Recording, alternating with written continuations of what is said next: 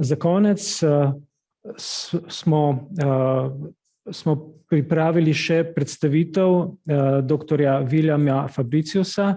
Za konec zato, ne ker bi bila predstavitev manj pomembna, mogoče prav nasprotno, ampak zaradi tega, ker se gospod nahaja v Arizoni in mislim, da se je pravkar zbudil.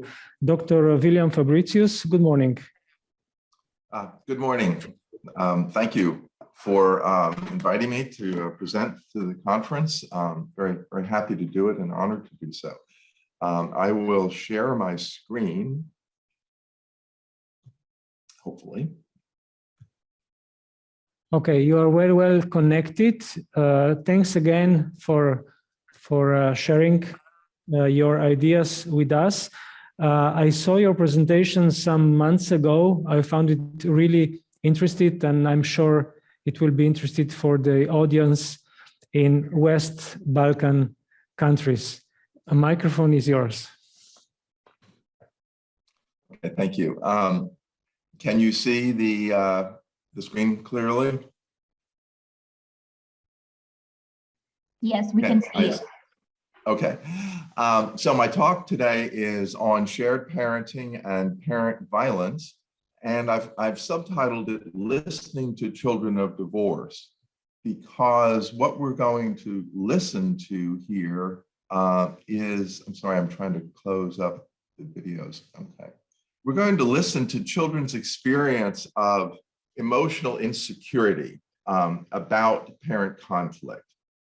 So emotional insecurity, as we know, can harm children's mental health and their physical health. Because when children feel emotionally insecure with their parents and in their family, it releases stress hormones that affect many systems in the body, including the immune system. I won't say more about that. I think most people by now are aware of the fact that insecurity and stress can harm many systems in the body and can lead to severe and important mental and physical health problems in later life.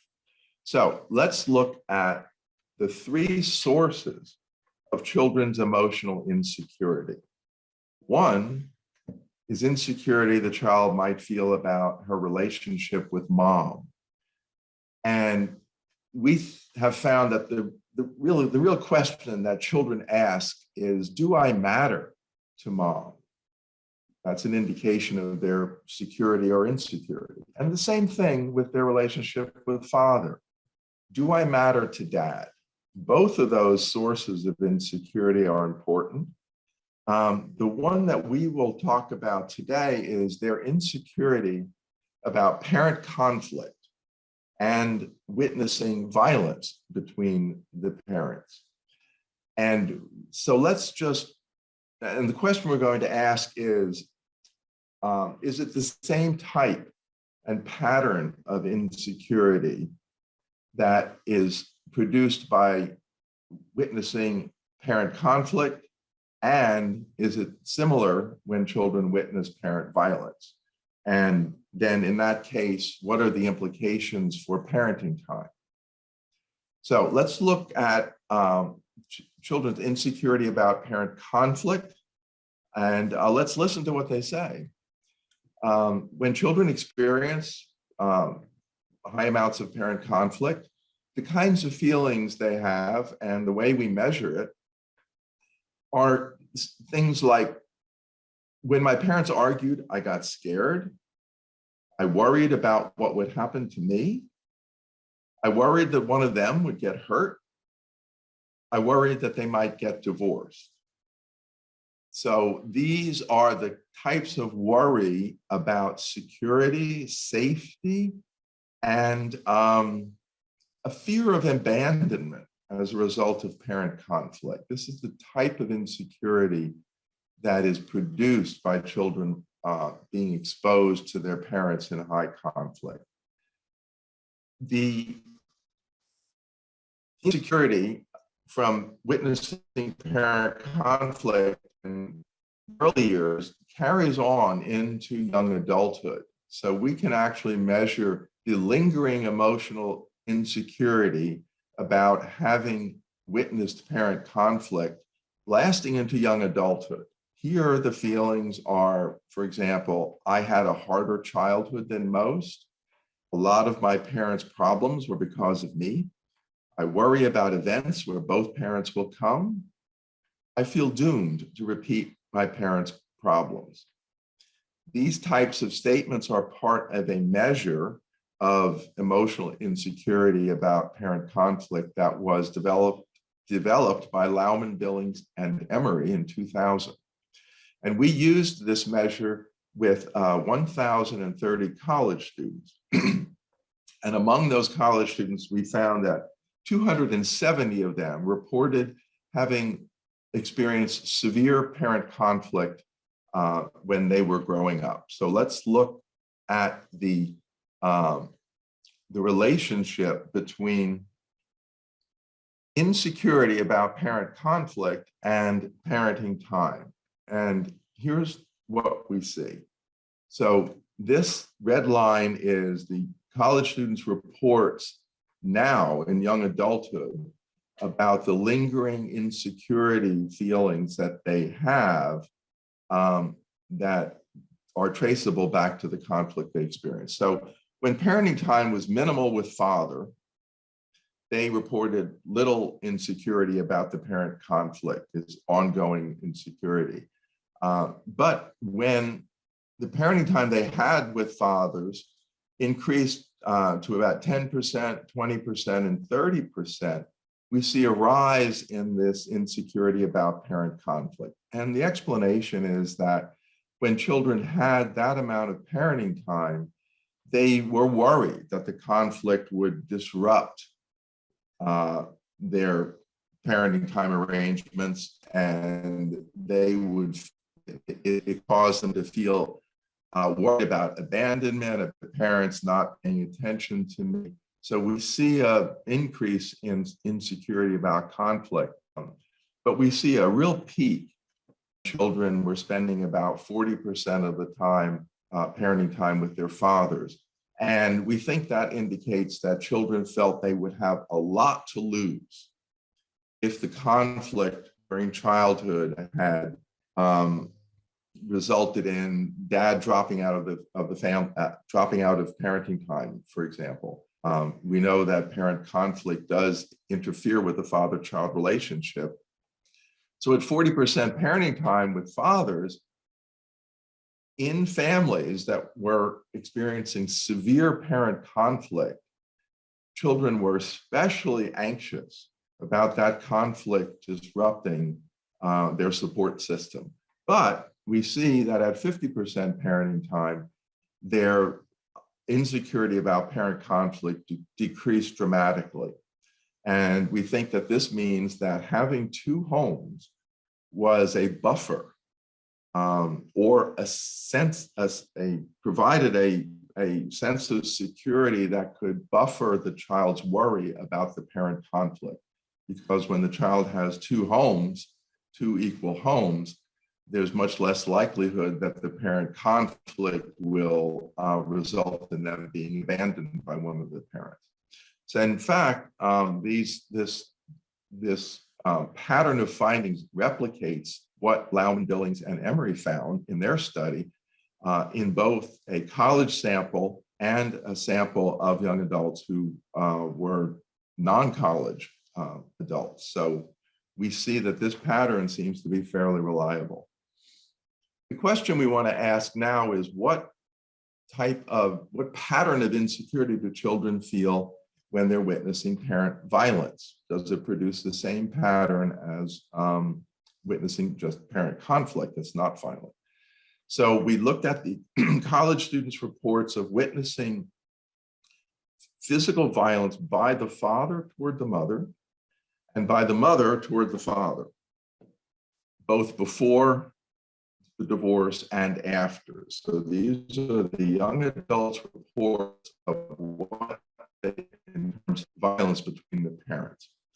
So first of all, here are the reports they had. So on the vertical axis, you can see that the scale that we asked was how often did you witness a particular type of parental violence? Not at all, once, 2 or 3 times, a few times per month, all the way up to daily or almost daily or more than I can count. So when they were reporting about what the violence they witnessed, the father committing towards the mother before the divorce, the average was 0.82, which is slightly below I witnessed dad hitting mom once.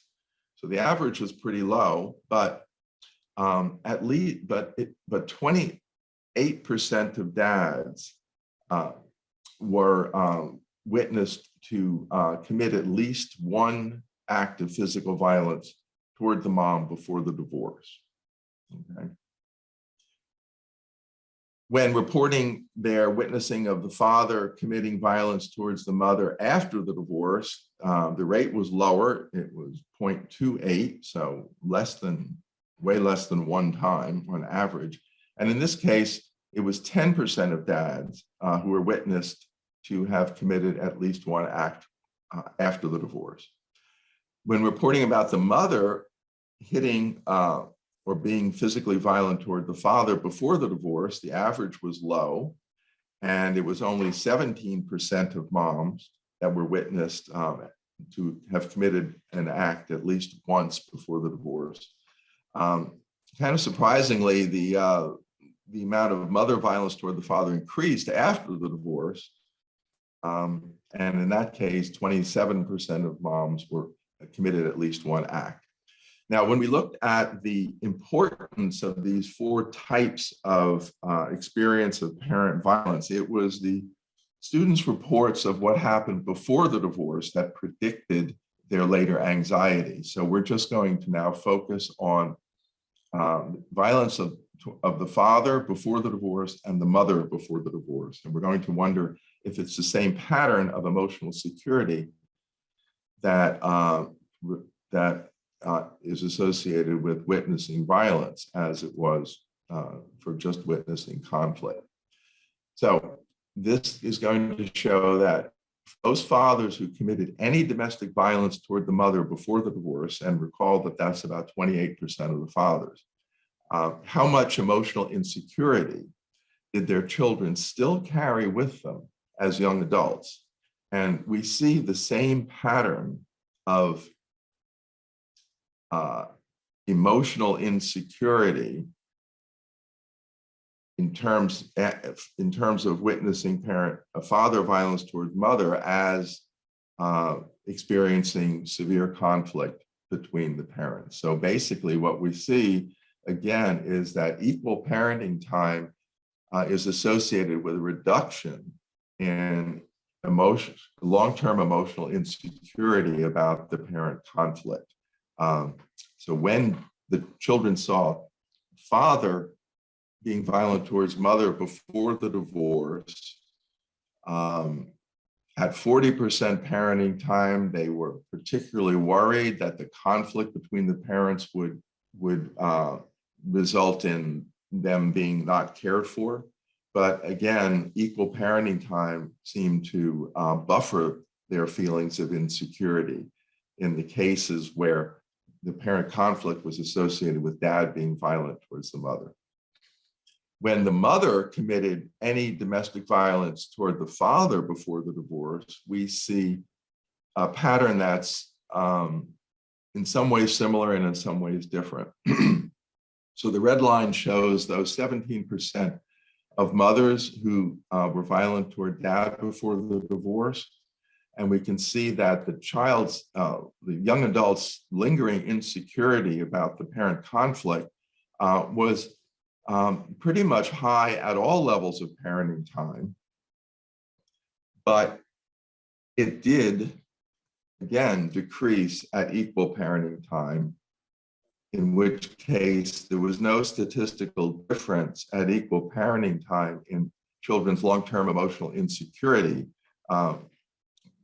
between in the families where the mother had not committed any violence toward the father before the divorce, and in those cases where the mother had. So we see again what looks like a protective effect of equal parenting time on young adults' lingering emotional insecurity about the parent conflict they experienced growing up. And it doesn't seem to be any different whether the conflict with the parents was accompanied by domestic violence or not. So when we look at children's emotional security and their reactions to emotional security at different levels of parenting time, stemming from parent conflict and parent interparental violence, we see what looks like a protective effect of equal parenting time. And we think that means that having two homes is a separate source of security that can buffer children's insecurity that stems from parent conflict and violence. So in conclusion, we think that parent conflict and parent violence work in the same way to threaten children's emotional security. And we know that threats to emotional security in young adulthood are very predictive of later physical and mental health problems.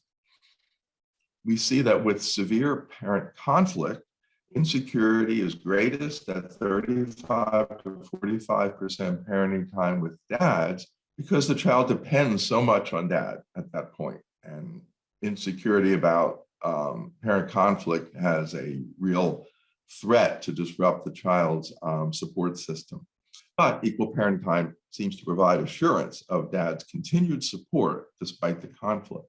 We see the same pattern holding for violence by dad towards mom before the divorce, with violence by mom toward the dad before the divorce. And this is a small proportion of cases, so they're pretty unusual.